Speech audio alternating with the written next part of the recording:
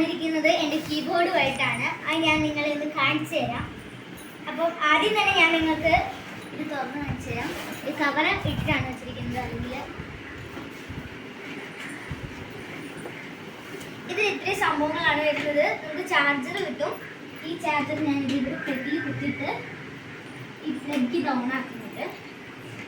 പിന്നെ ഇതെന്ന് വെച്ചാൽ നമുക്കിവിടെ ബുക്കുകളെല്ലാം സ്റ്റാൻഡ് ചെയ്ത് വെക്കാൻ പറ്റുന്ന രീതിയിലത്തെ ഉള്ളൊരു ഇതാണ്.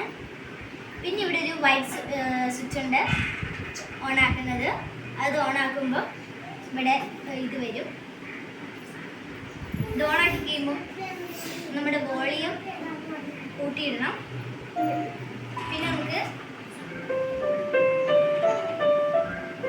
ഓരോ ട്യൂണിൽ വായിക്കാം.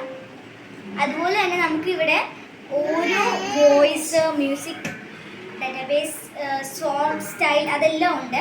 അതിവിടെ നമ്പർ അടിച്ചിട്ട് നമുക്ക് ഓരോന്നിൻ്റെയും ട്യൂൺ മാറ്റാം. ഇപ്പം ഞാൻ വായിക്കുന്ന ട്യൂൺ ഇതാണ്. ഇപ്പം നമുക്ക് ഇതിൻ്റെ ട്യൂൺ മാറ്റണമെങ്കിൽ ഇവിടെ സൗണ്ട് എഫക്റ്റ് എന്ന് പറഞ്ഞൊരു ഇതുണ്ട്. അത് നമുക്ക് നന്നായിട്ട് കേൾക്കാൻ കഴിയും. 233 ഇവിടെ അടിച്ചു കൊടുക്കുന്നുണ്ട്. ദെൻ അത് അടിച്ചു കൊടുത്തു കഴിയുമ്പം നിങ്ങൾക്ക് ഈ സൗണ്ട് എഫക്റ്റ് കേൾക്കാൻ കഴിയും. ഇത് കണ്ടോ? അതുപോലെ തന്നെ ഡ്രം കിറ്റിൻ്റെ ഒരു ഇതുണ്ട്. അത് 242 ആണ്. 2 ആക്കി കഴിയുമ്പോൾ നമുക്ക് അതിൻ്റെ സൗണ്ട് കേൾക്കാം. നമുക്ക് അതുപോലെ ഓരോ സൗണ്ട് ഇങ്ങനെ മാറ്റി മാറ്റിയിടാം. അത് ഞാൻ ഒരെണ്ണം കൂടി കാണിച്ചു തരാം. ഗിറ്റാറിൻ്റെ ആണ്. 4/4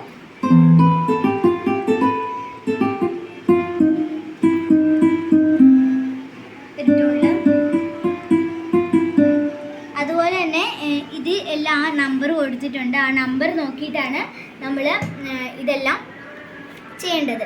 ഈ നമ്പർ നമ്മൾ ഇവിടെ അടിച്ചിട്ട് ആക്കി കഴിയുമ്പോൾ അതുപോലെ തന്നെ ഈ വോയിസിൻ്റെ ഇത് നമ്മൾ ഇവിടെ നിൽക്കണം. സോങ്സിൻ്റെ ഇതും സോങ് ഇവിടെയുണ്ട്. സ്റ്റൈല് ഇവിടെയുണ്ട്. മ്യൂസിക് ഡാറ്റാബേസ് അതിവിടെ ഇല്ല. അതുപോലെ തന്നെ കുറേ കാര്യം ഇതെന്ന് വെച്ചാൽ നമ്മൾ ഇത് തുറക്കുമ്പോൾ ഇങ്ങനെ നമുക്ക് ഒരു മ്യൂസിക് കേൾക്കാൻ കഴിയും.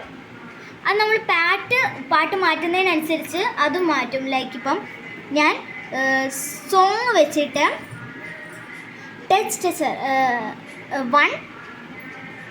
103 വെച്ചു. നമ്മൾ വെച്ച് നോക്കാം. കണ്ടോ? അതിൻ്റെ ഒരു ട്യൂൺ മാറും.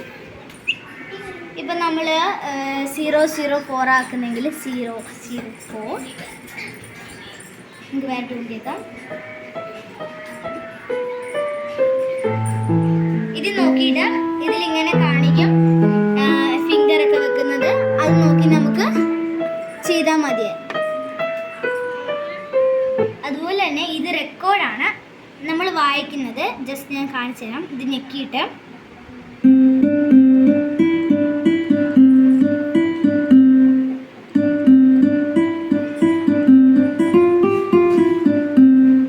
ദെൻ ഇത് മാറ്റിയിട്ട് ഈ സ്റ്റാർട്ട് സ്റ്റോപ്പ് വെക്കുമ്പോൾ നമ്മൾ വായിച്ചത് നമുക്ക് കേൾക്കാം. നമ്മൾ ഈ വായിച്ചത് തന്നെയാണ് നമുക്കിപ്പം ഈ സ്റ്റാർട്ട് സ്റ്റോപ്പിൽ കേൾക്കുന്നത്.